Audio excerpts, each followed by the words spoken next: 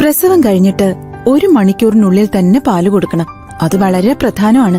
അമ്മയിൽ നിന്നും പ്രസവശേഷം ആദ്യം ഊറി വരുന്ന കൊളസ്ട്രം അടങ്ങിയ പാൽ നൽകുന്നതിലൂടെ നവജാത ശിശുമരണ നിരക്ക് 22% കുറയ്ക്കാനാകും. രോഗങ്ങൾ, പോഷകാഹാരക്കുറവ് എന്നിവ കുറയ്ക്കാനും മുലപ്പാൽ സഹായിക്കും.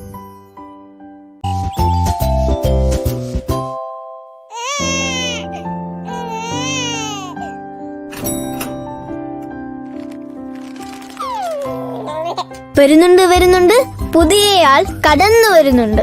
ആഹാ, ഇന്നത്തെ ആൾ വന്നല്ലേ? വരട്ടെ. ഇപ്പൊ തന്നെ ആദ്യത്തെ മുലപ്പാല് കൊടുത്തോ കേട്ടോ. ഡോക്ടർ പ്രത്യേകം പറഞ്ഞിട്ടുണ്ട്, മറക്കല്ലേ.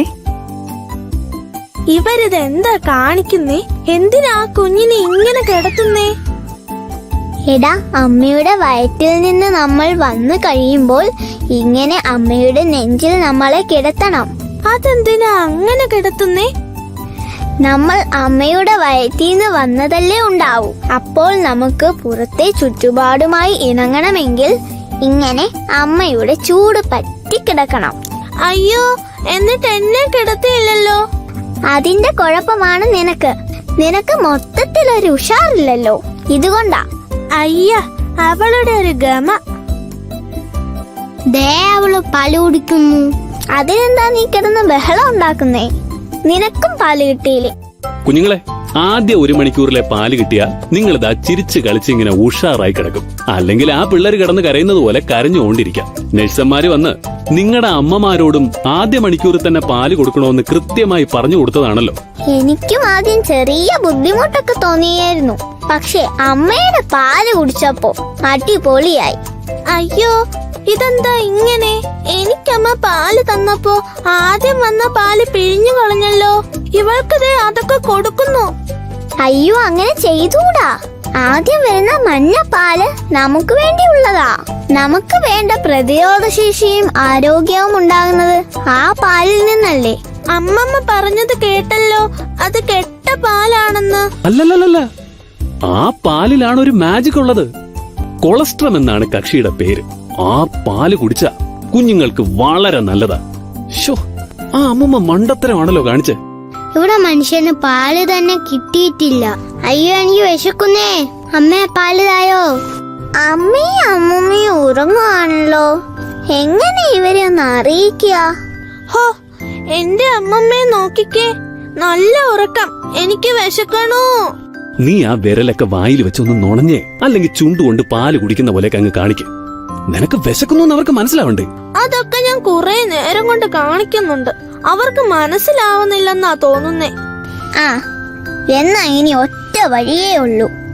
അവസാന ആയുധം. ഓ, കരച്ചിലായിരിക്കും. എന്നാ പിന്നെ നോക്കുവല്ലേ.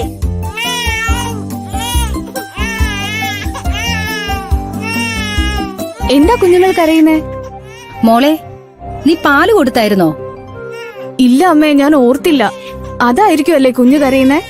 അയ്യോ, ബിന്ദു ടീച്ചർ പറഞ്ഞു വിട്ടതായിരുന്നു. പ്രസവം കഴിഞ്ഞ് 1 മണിക്കൂറിനുള്ളിൽ പാല് കൊടുക്കണമെന്ന്. സാരമില്ല മോളെ, വേഗം പാല് കൊടുക്ക്.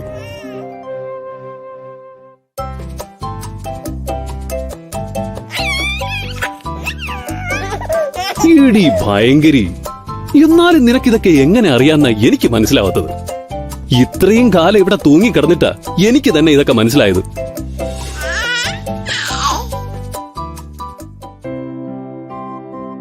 കുട്ടികൾ ജനിച്ച ഉടനുള്ള ആദ്യ 1 മണിക്കൂർ വളരെ പ്രധാനപ്പെട്ടതാണ്. അമ്മയും കുഞ്ഞുമായുള്ള സ്വാഭാവിക ബന്ധം ദൃഢമാക്കാനായി ഈ 1 മണിക്കൂർ പ്രയോജനപ്പെടുത്തണം.